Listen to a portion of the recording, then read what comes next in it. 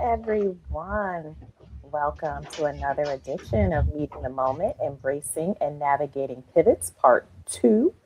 I'm joined today by Katrina Jones, Fractional Chief People Officer, People Strategy and Talent Management Pro, and the founder of Advancing Equity and Inclusion LLC.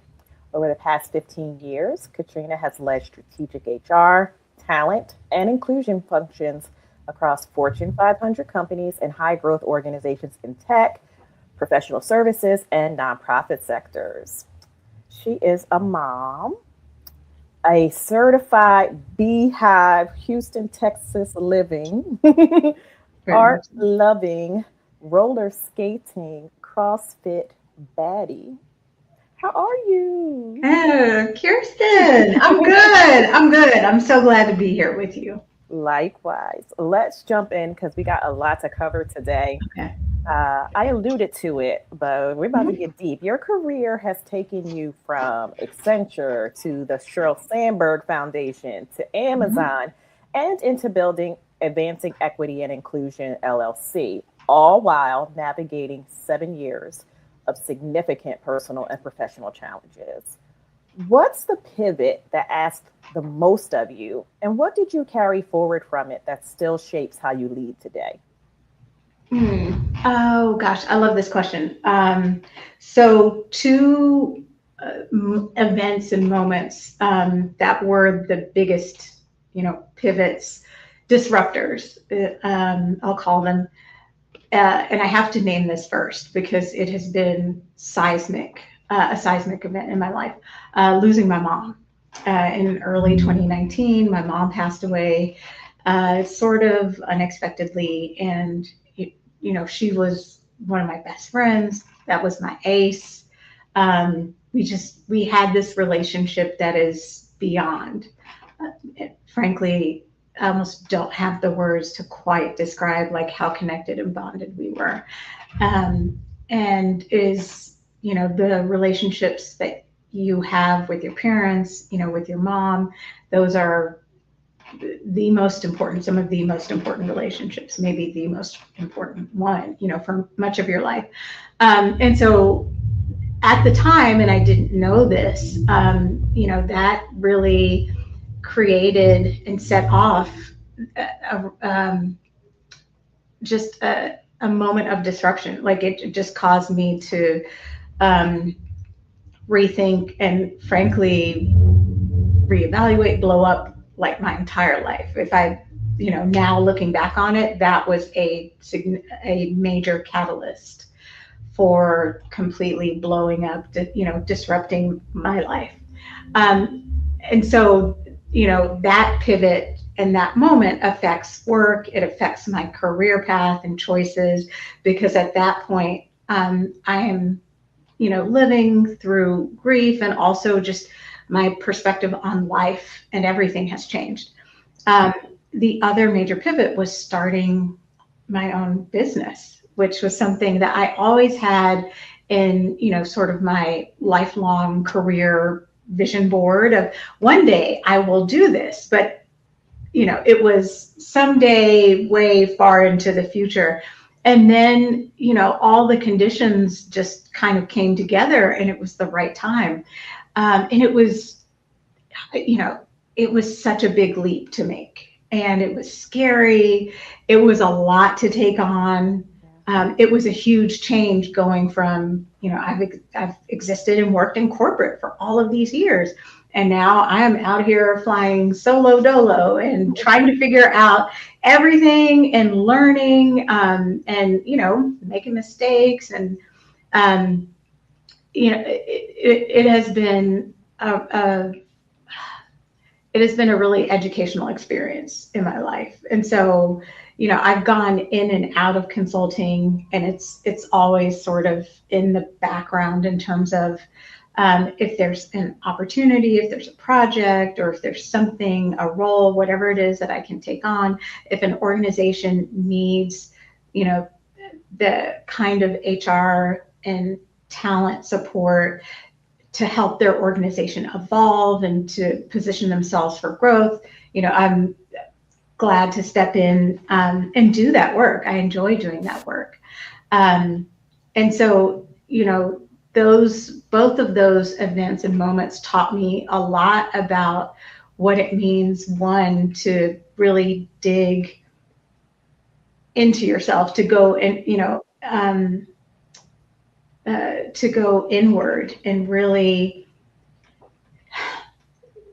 consider what you need, what you want, to really be intentional and take the reins in shaping your life in a way that, you can kind of get on autopilot, in some parts of your life. And those were two major significant events and moments, that took, the autopilot was off. There's no autopilot. Like I go from a self-driving car to now like a Fred Flintstone car, where, and these are the moments that really make you and shape you. And so for me, also learning to ask for help, that is such a, for both those, that is a main lesson that I am honestly still learning and working through. Asking for help is still a tricky thing for me, because I'm used to pouring into other people, helping other people. And it's just, it's hard, when you are spend so much of your life being a helper, to then say, I need help. And how do I not just ask for it, but really be receptive to that help? I love it. Yeah. So let's move a little bit in our conversation, shift just a bit. During our prep call, you were giving me a lot of information, and I wanted to bring this into the conversation because it happened to not just you, but another guest that's already been on this show, a LinkedIn post. Yeah.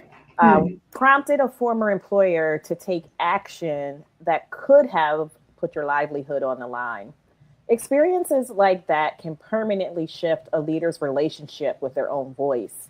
Yeah. How did you rebuild trust in yours? And how do you create the conditions for the people you lead to trust that speaking up won't cost them everything?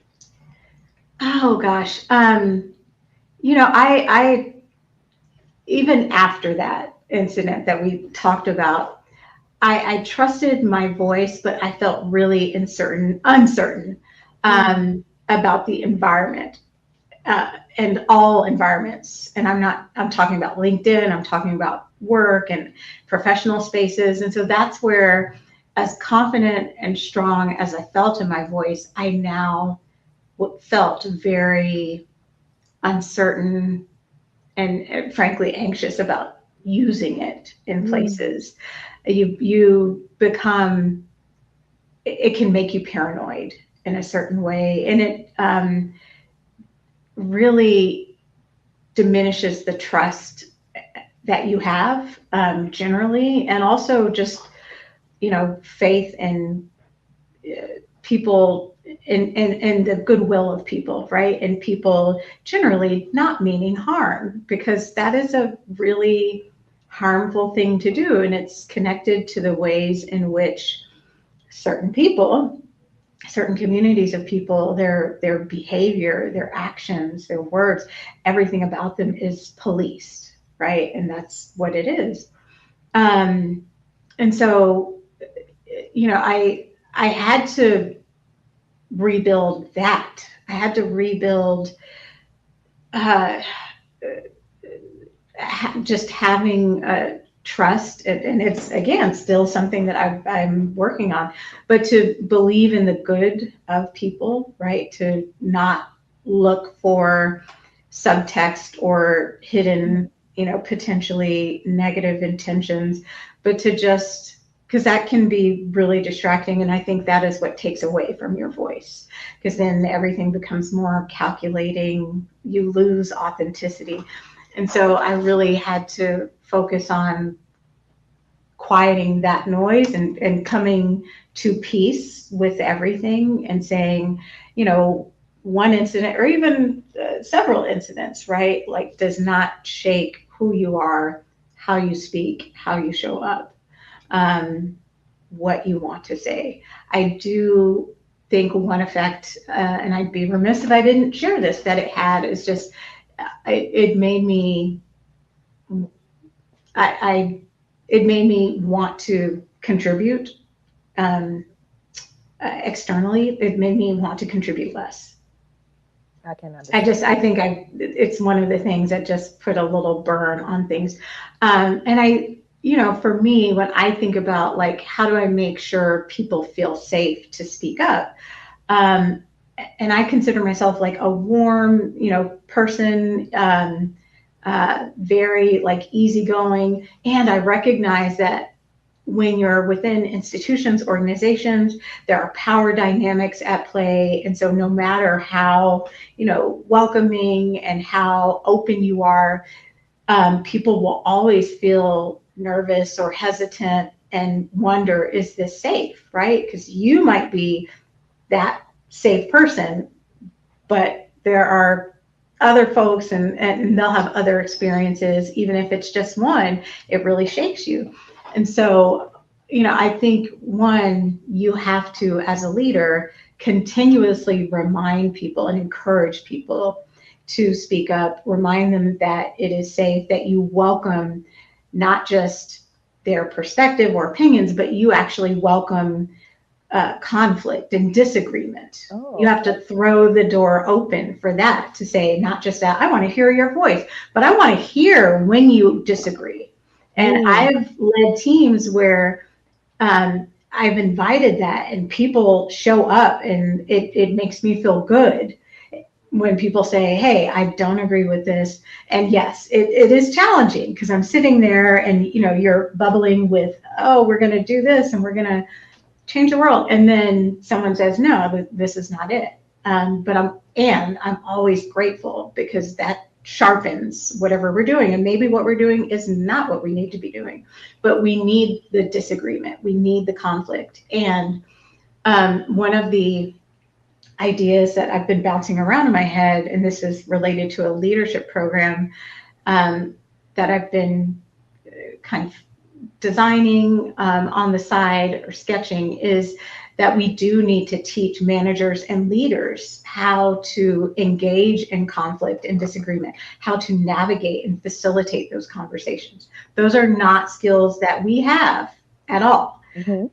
And we show up unprepared, not just unprepared, but we all have a different relationship to disagreement and conflict, and we really do need to build skills. Yeah. Yeah, so that's a great segue to my next question. Speaking of conflict and disagreements, Yes. at Amazon, you spearheaded the group that wrote a letter on racial equity during the moment Chris Smalls and warehouse workers were organizing and the company was under a national spotlight. Yeah. Moments like that get remembered for the headlines, but the relationships built behind them are what really moves the work. What has that taught you about which relationships are worth investing in when the stakes are real? Oh gosh. What it taught me is how important it is to be a contributing member to communities and to continuously build relationships. It is not, in this instance, I need to make this connection. I need to build this relationship. It is something that you always need to pour into in some way. And I say that with a bit of pause, because sometimes we just are not able to. We don't have capacity to really engage for whatever reason, right? Like, we are all going through all the things, and you tend to kind of shrink. But even if it's a little bit here, a little bit there, like reconnecting, right, Kirsten, with you on a platform, or just reaching out to somebody and saying, hey, I thought about you. But it is in these small actions and moments. Like, that's how that group came to be, is we had all contributed to an internal community. This situation happened, and then we just pulled off to the side to do our thing. but we all sort of knew each other because we had all contributed in some way to a community. And so it wasn't about like building relationships necessarily in that moment. The relationships came together because we, individually and collectively had been contributing to community. And it's funny because you'd sent me questions and I was thinking about this beforehand, and it's one of the lessons I hold dear to my heart, is that the importance of nurturing that community, knowing that it won't always be consistent, right? Like there have been many years where I was connecting. I was always, connecting people and connecting with people. And there also have been some years where I'm like staying low, but I know that community is still out there. Yeah. Right. And I know it because people will reach out to me. I will reach out to people and just say, hey, just thought of you or saw this. This is amazing. And it's those little things that matter, those little touch points that matter. And it's just that internalized lesson for me and reminder of how do you stay in community? How do you keep at least a foot in?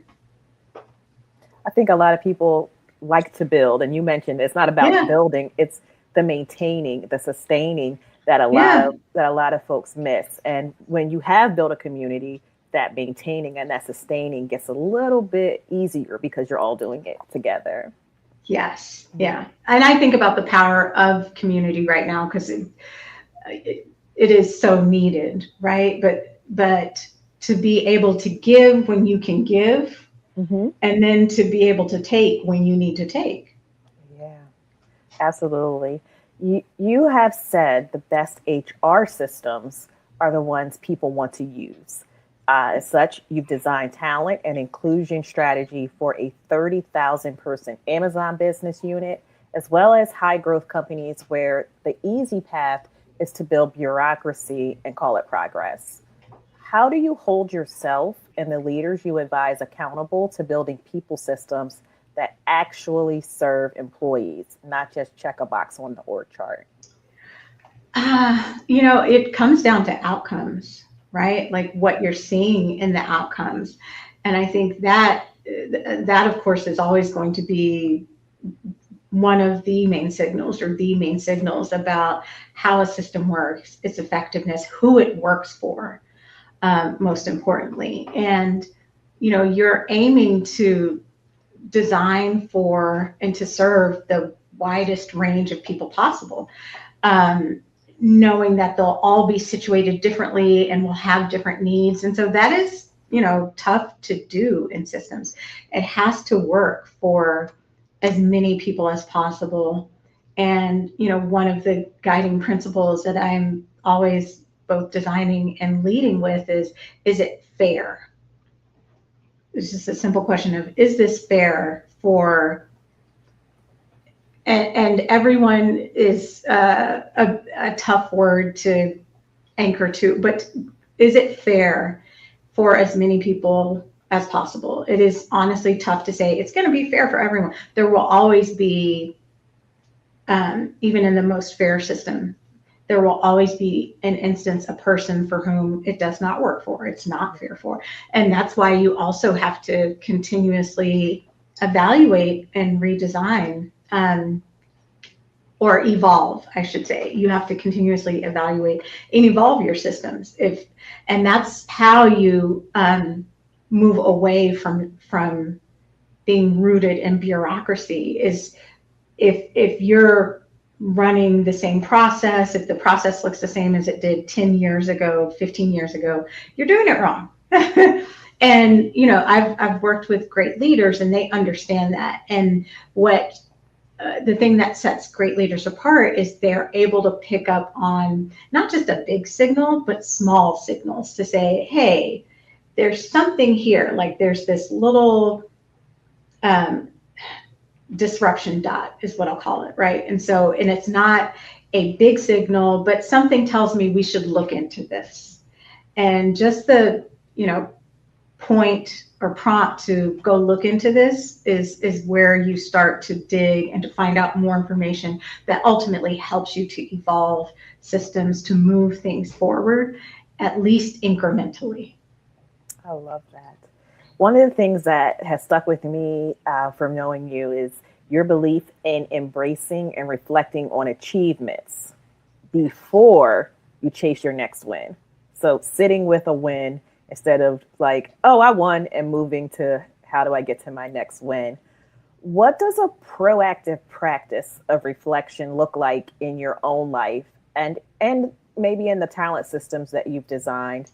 And what would you tell an HR leader who's been heads down for, say, a year or so, and they can't even remember the last thing that they were proud of? Oh, yes. Love this. So personally, there are a couple practices that I regularly engage in. So one is I keep a freestyle journal, and I write about all the things. I pray I'll have to burn it, blow it up. I need to leave some instructions. But, I also journal and chronicle, things related to career. And that is where I capture some of the wins, some of the achievements, and I take the time to reflect on, significant moments and honor those moments, those achievements. I also keep a gratitude list.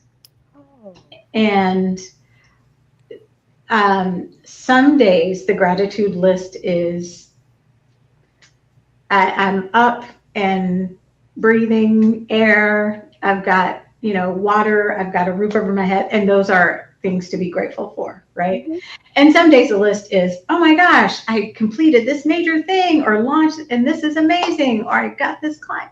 And so it's everything, that and everything in between.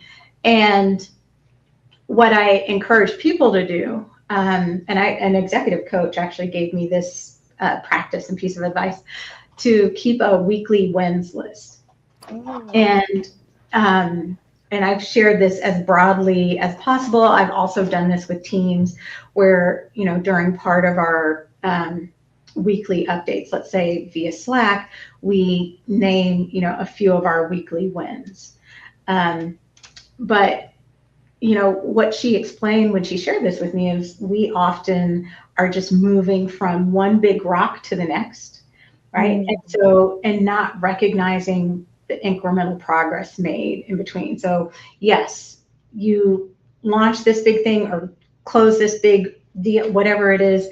And along the way, you've had all of these smaller wins that ultimately led up to and built into that big win. And so that's the importance of it. It is getting to see the progress and honoring that progress. And that's one of the ways, it's one of the tips and practices that I share with people. And I would encourage anybody, if you're an individual contributor, you're an HR leader, to catalog those weekly wins. Ask people to also, on your teams, to share their weekly wins, like get into a practice of it so you can see also, where people are succeeding, what they're doing well, where they're focused. And that's an important, narrative to wrap your head and arms around, and to honor your achievements and your work. Yes, I love that. So you believe we are more than our work, so much more. Yes. And you're saying this as someone who has been successful inside of a function that shapes how people experience work. For the HR leader, for the employee, for the founder, the entrepreneur who is listening and trying to meet this moment without losing themselves to it, what do you want them to walk away with still holding a year from now? Oh, Kirsten, this is such a big question. It is. I sat with this one, you should know. And I said, oh my gosh, I told a friend of mine, this is a doozy. Like, this is so big. No, I think, what I would encourage people to hold to is to just do whatever your best looks like every day. And that is going to look different from day to day. So some days your best is 150%, right? Because you are all gas, no brakes. And then other days your best is a good 20% because you got a lot of stuff going on. And I firmly believe we need to make space for people to be at 150% and 20% and to be supported when they're at 20%, and also to name that, hey, I'm at 20%. This is what support looks like for me. And so I, would tell leaders, founders, extend yourself compassion in the same way that you may extend compassion to others. And if you're not extending compassion to others, start there and also start extending compassion to yourself. And then just to hold on to little bits of joy, like wherever they pop up, because it is very easy to just feel like you're not even treading water, right? Like you are really just drowning with the effects and influence of all the things. But you're still here, right? And so one of the things I always tell myself, like on really hard days, is tomorrow's a new day. Tomorrow's another day. Meaning like this day maybe was a very terrible, no good day. And tomorrow is another day. And so tomorrow means I have another chance. Nothing has to be perfect, right? I just have to keep moving. And sometimes that is what your best looks like is I just keep moving. Whew. Well, I need to do a better job at that because you talked about drowning, but most days I am like, I'm Jack, not holding on to the the piece of you're sinking on the little plywood. I've already let go. Rose is gone. She's gone. Like, yeah. Down into the depths. I need to spend more time as my worst times being Jack holding on. Yeah. Or Rose, up on paddling. So what I also will say about that is when you're in the suck, like be in it. Ooh, I've never heard that term. When you're in the suck, I like it. Credit to Brene Brown, who she said, embrace the suck. Okay. And when I heard it, I was like, yeah, because often when you are like slipping down, rolling in the ocean, right? You're kicking yourself at the same time. Like, why can't I just get into gear? Why can't I just get out of this like darkness? And if that's where you are, like, that's where you are. And embrace that this is hard and that this sucks. Yeah. Because it does. And I sometimes it is not worthwhile to constantly or persistently try to pep talk yourself out of the suck, right? Like, it's just acknowledge this is a really crappy period for me. Mm-hmm. I believe and hope the future will be better, and this is hard. Two things are true. I love that. Mm-hmm. Mm-hmm. I love that. Thank you. All right. Yeah. It's time for our rapid fire. Who is a well-known or lesser-known historical or contemporary figure who inspires you and we should learn more about? Okay. I'm going to name 3 people. So Kara Walker, she's an artist. She works in portraiture and sculpture. Her work is evocative. It is powerful. I have seen her works in several cities across the U.S. I love her work. Just Google her, Kara, Kara Walker. Still feel transformed by seeing one big work that she did called Sugar Baby. Just Google it. Ella Baker. Yes. Ella Baker, yes, because she is That's the Ella right epitome. there. My Barbie is, Oh, yeah. oh, I also love your face lit up. You were like, yes, Yes. because leadership is not loud, right? Like learning about her was very influential for me to understand leadership can take different forms, right? And so Yes. you can absolutely lead and not be the person who's in the front, who's giving the speeches, who's external, etc. You can lead and be the driving force behind the scenes, and that's just as important as that person who's giving the speeches and leading from the front. I think the third person, Brian Stevenson, Yep. attorney, Equal Justice Initiative, for his work to free incarcerated people and advocating for incarcerated people, and for his work cataloging lynchings and also, the history and the connection between present day incarceration and reconstruction, end of reconstruction, and the path to that. His work is, talk about powerful. Oh my goodness. Yes. Love all three. Okay. What is the best piece of career advice you've received that you would give your early career self? You have more power than you think you do, or you have more power than you know. Shout out to Nelly Bodero. I met her when we worked together at Accenture, and she gave me that piece of advice. And it's still, when I tell you, it reverberates around my brain, it does.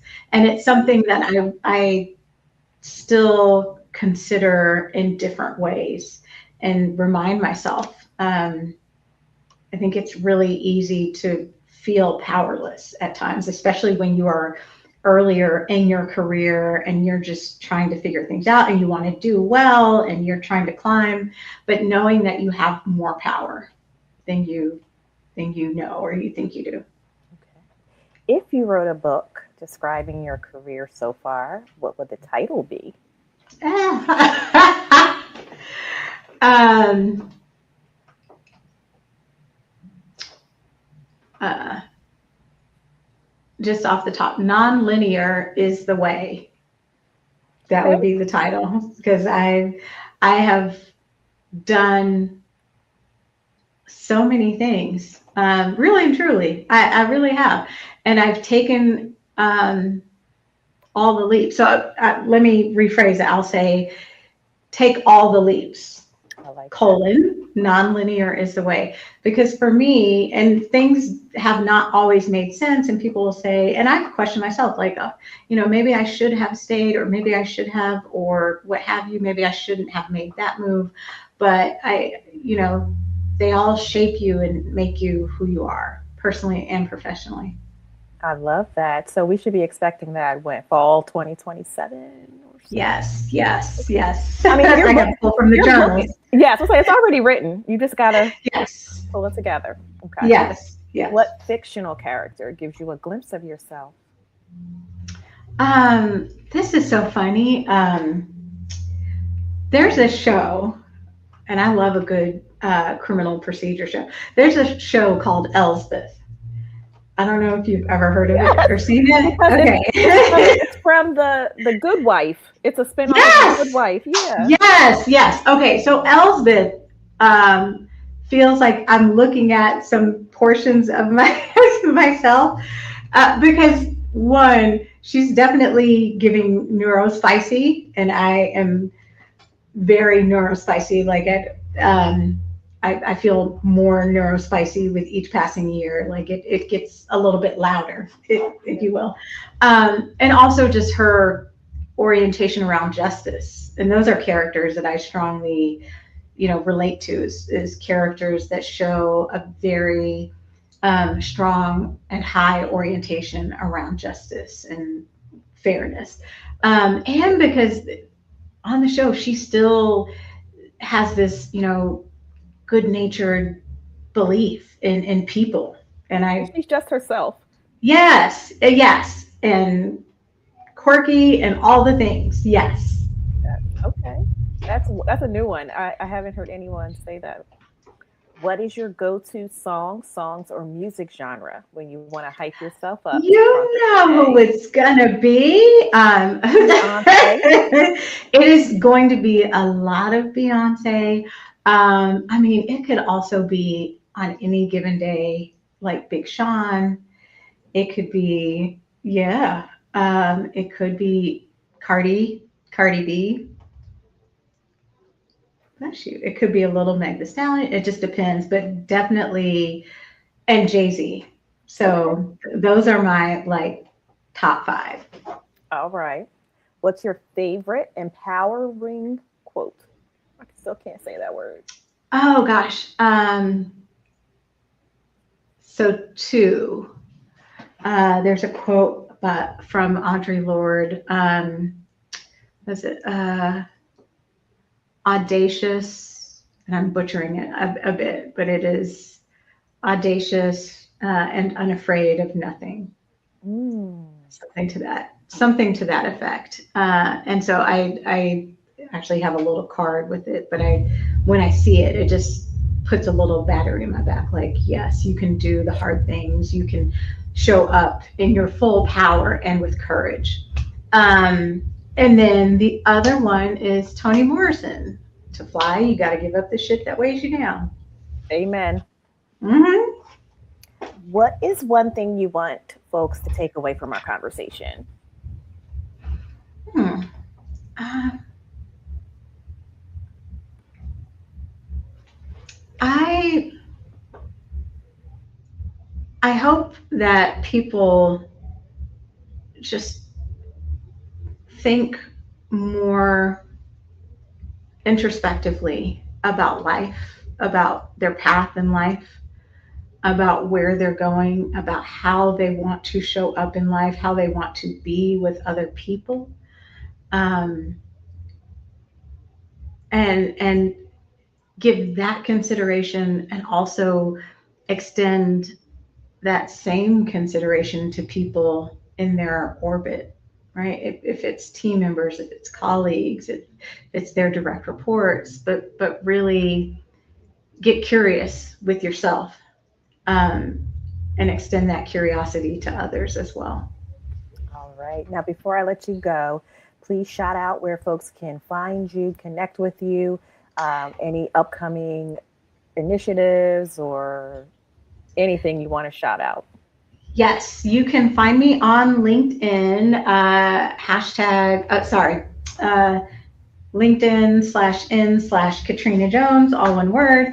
My next project will be the one that you have. So I am currently exploring new opportunities and Yeah. looking for either a full-time role in HR, talent management, or people ops, building and operationalizing and evolving talent systems and HR across the talent lifecycle, or consulting projects. So working on, one-off projects where a team needs an extra pair of HR hands, someone with my background and experience and expertise, or fractional HR leadership roles, All and right. You everything in between. you heard it. Go to her LinkedIn, look her up, and also if you know of a job or you're hiring an HR Yes. leader, a talent management leader, or you have a problem you need solved in the HRTA talent management space, reach out. Call me. I'm your girl. Thank you so much for lending your time and your insights to the Trap Chat audience. And thank you to the audience for joining us for another episode of Meeting the Moment. Please join us. There's more to come. So come back next time. Thanks, everyone. Yay!